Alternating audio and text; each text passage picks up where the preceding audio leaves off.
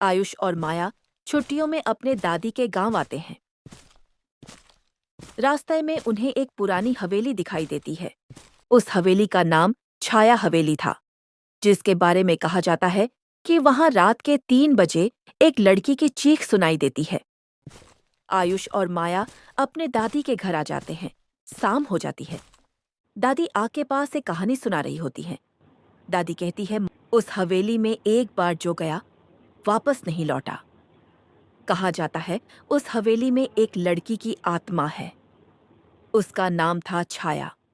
कहते हैं जब वह मरी थी तो उसकी चीखें आज भी हवेली में गूंजती हैं। कोई वहां नहीं जाता। माया को डर लगने लगा। माया दादी से कहती है, दादी, आप फिर वही कहानी बता रही हैं। मुझे डर लग रहा है। आयुष बोला, माया, डरने से क्या होता है? मुझे तो मजा आ रहा है। हम कल उस हवेली का राज जानेंगे। आप देखना, हम सच सामने लाकर रहेंगे। दादी कहती है, तुम दोनों के लिए चेतावनी है, सावधान रहना। दोपहर का समय है।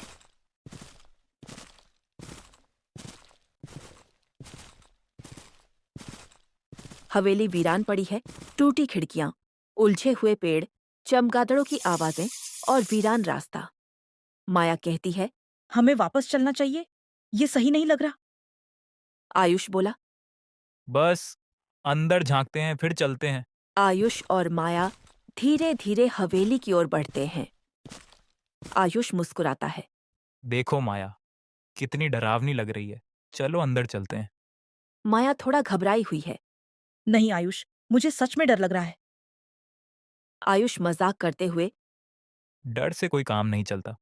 हम तो अंदर ही जाएंगे। वे हवेली में घुसते हैं।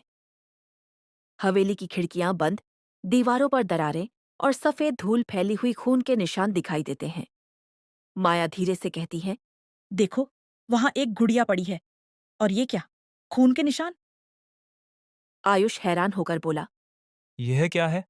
लग रहा है जैसे कुछ अजीब घटा है यहाँ। अचानक हवा चलती है और दरवाजा बंद हो जाता है। माया और आयुष जल्दी से घर आ जाते हैं।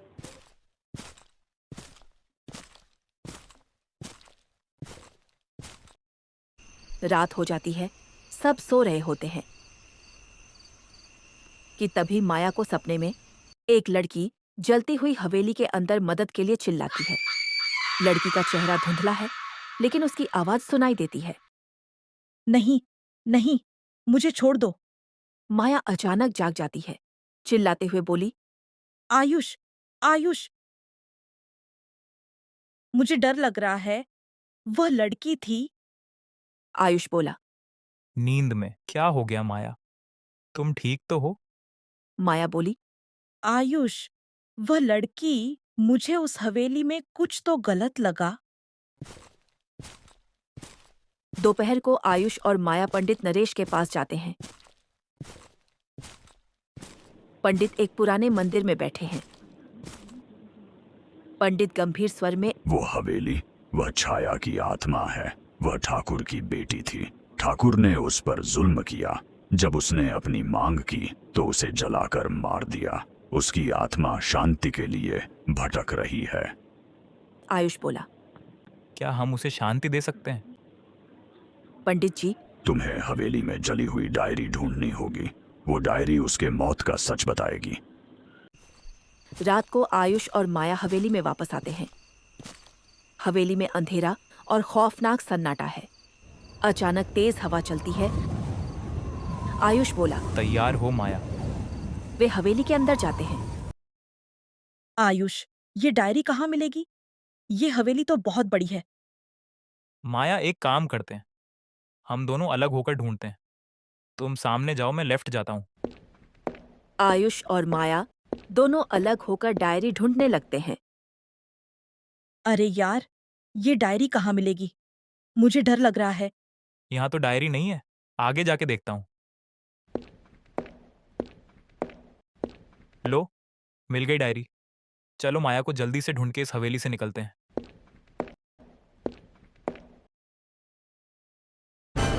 ये क्या था? मुझे डर लग रहा है।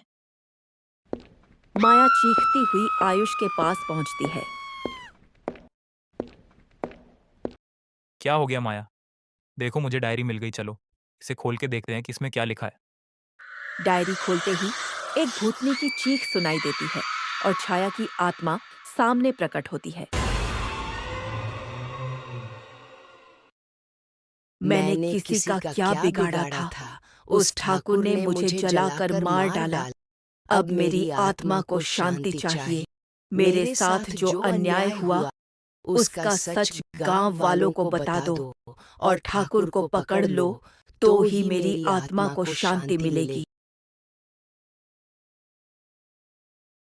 छाया की आत्मा चीखने और चिल्लाने लगती है। आयुष और माया गांव वालों के पास जाते हैं।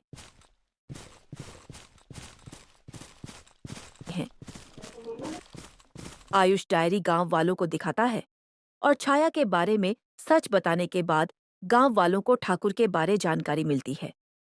आयुष बोला, देखिए, ठाकुर ने उसे जलाकर मार दिया था। हमें उसकी आत्मा को शांति दिलानी चाहिए। गांव वाले मिलकर ठाकुर को पकड़ लेते हैं। छाया की आत्मा को शांति मिलती है और वह धीरे धीरे गायब हो जाती है।